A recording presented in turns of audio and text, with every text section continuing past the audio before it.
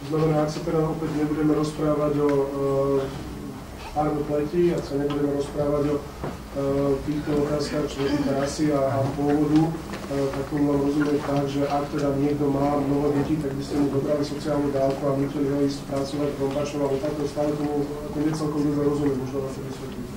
Vysvetlím to veľmi jednoducho. Hovoril som o tom, že sociálny systém potrebuje zmeniť tak, aby bolo výhodnejšie jednoducho pracovať, ako sa spoliehať na sociálne dávky.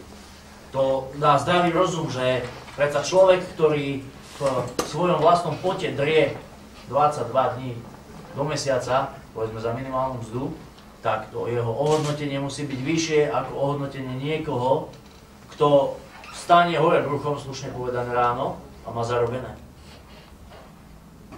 A nie je to ani o farbe pleti, ani o farbe očí, ani o farbe topánok, nie je to o ničom. Je to o sociálnom systéme.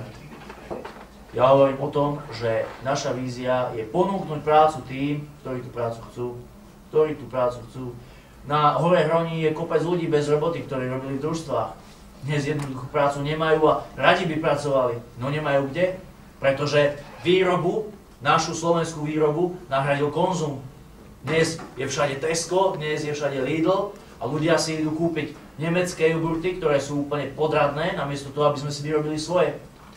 A nevidím dôvod, prečo by to malo byť extrémistické, keď poviem, že kraj môže pomôcť so založením výrobného podniku, či na lopaty, či na mlieko. V tom nevidím žiadny nejaký prvok extrémizmu, fašizmu, čohokoľvek. V tom vidím jedine prvok zdravého rozumu. To je celé. A môžem kraj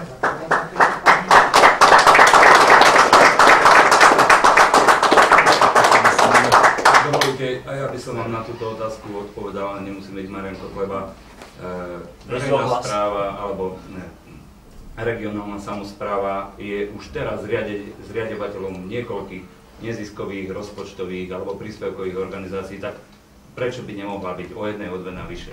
Ale máme to tu priamo v zákone, 302/2001, paragraf 4, písmeno F, tých písmen je viacej, ktoré upravujú zakladanie práve takýchto podnikov, čiže nie, že môže, kraj má na to všetky kompetencie, len to, že dnes sa to na takéto veci nevyužíva, to je proste smola.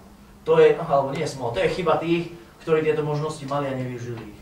Ja nechcem nič iné, len využívať možnosti, ktoré zákony, nie extrémizmus ani fašizmus, ale zákony poskytujú kraju na to, aby riešil problémy a potreby svojich obyvateľov.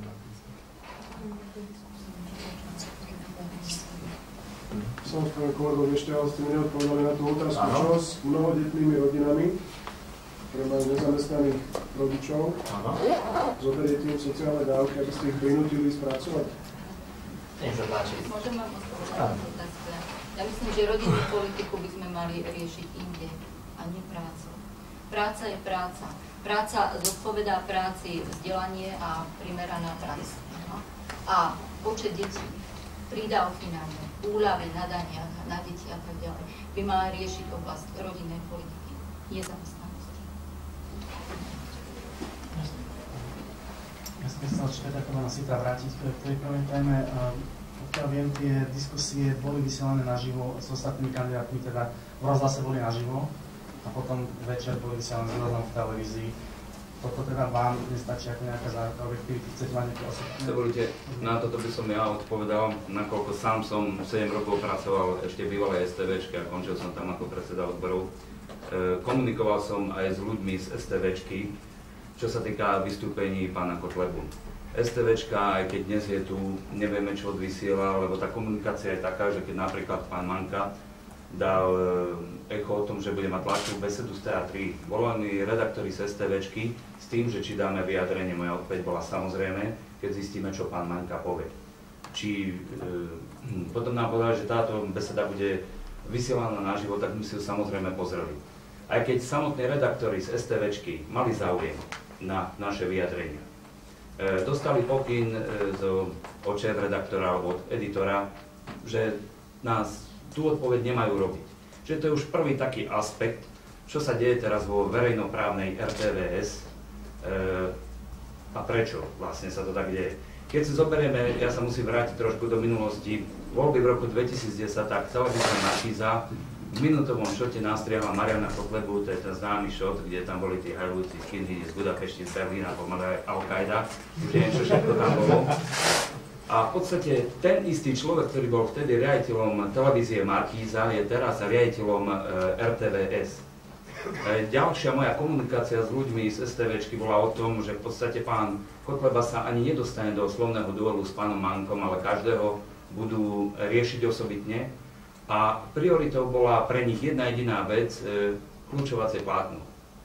Takže ak by mali z Marian Kotleba na záznam na kľúčovacie plátno, jedna vec, že to odvysiela rozhlas v priamom prenose, len večer by ste mohli vidieť napríklad budovateľské úspechy pána Maňku, ktoré budú pozadí na kľúčovacom plátne, a to, čo by bolo na kľúčovacom plátne za Marianom Kotlebom, to si neviem ani predstaviť, čo by tam dneska dali. Pretože súčasnú RTVS ovládajú tí istí ľudia, ktorí v roku 2010 ovládali Markízu. Že toto bol tiež jeden zo zásadných dôvodov, prečo sme neprijali túto ponuku verejnoprávnej televízie. A ešte ďalší dôvod je ten, síce Marian Kotleba je už zvoleným poslancom, ale nevykonáva mandát. Určite, keď bude mandát vykonávať, tak príjme ponuky každej jednej televízie aj zo záznamu. Zatiaľ je to občan, ktorý sa rozhoduje o svojej kampani a má právo sa akokoľvek rozhodnúť. To je všetko v tom.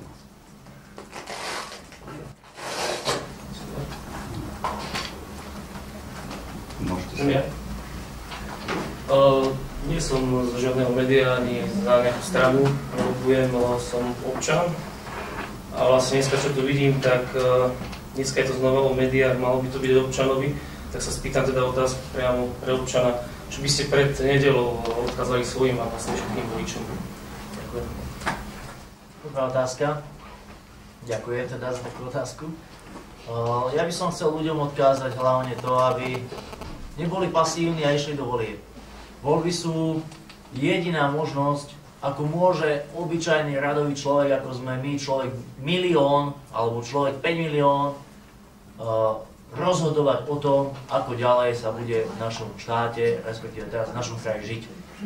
Keď ľudia voliť nepôjdu, tak v podstate sa dobrovoľne vzdávajú svojho práva, za ktoré sa niekedy v minulosti ťažko bojovalo. Vzdávajú sa svojho volebného práva, tým sa vlastne vzdávajú možnosti povedať svoj názor. A potom neskôr aj nadávať na tú situáciu a sťažovať sa, že to nie je tak, ako si sami predstavovali. Čiže môj prvý odkaz všetkým ľuďom, obyvateľom Banskobystrického kraja, choďte voliť. Neviem, že musíte ísť voliť mňa, hlavne choďte voliť. A druhý odkaz, to hlavne by som chcel využiť priestor a odkázať svojim sympatizantom. Priatelia, dajte pozor na priebeh volieb. V prvom kole dochádzalo k rôznym podozreniam skupčenia s cigánskymi hlasmi, a teraz to je o farbe pleti. A bojím sa toho, že v druhom kole práve tieto hlasy budú rozhodovať o tom, kto sa stane víťazom v Banskobystrickom kraji. Takže chcel by som všetkých poprosiť, využíme zase, ale zákonnú možnosť, pán Ražda, žiadny extrémizmus, zákonnú možnosť využíme, prihláste sa za pozorovateľov priebehu volieb, choďte do volebných miestností a zúčastnite sa sčítavania hlasov. V prípade, že čokoľvek nezákonné spozorujete, volajte políciu na známe číslo 158. Myslím si, že toto absolútne nie je nejako extrémistická výzva, je to výzva na posilnenie demokracie, nechceme nič iné. My sme v živote nikomu žiadne hlasy nekradli a jediné, čo chceme, aby ani nám nekradli hlasy ľudí, ktorí sa pre mňa osobne v sobotu rozhodnú.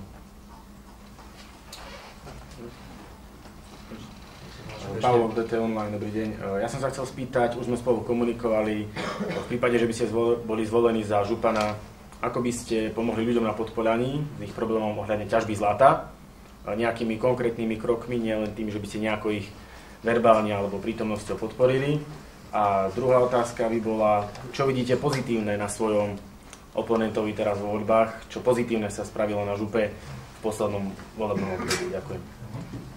Takže k tej ťažbe zlata veľmi stručne, krátko, výstižne. Z pozície predsedu kraja by som komunikoval najmä s poslancami o tom, prečo je podľa môjho názoru nevyhnutné zabrániť takémuto niečomu v srdci stredného Slovenska, keď to môžem tak nazvať. A Čo sa týka hodnotenia Vladimíra Manku, viete, to je dosť taká otázka. Ťažko sa mi hodnotí človek, ktorý tu nie je, či už z jeho politického hľadiska alebo z osobného.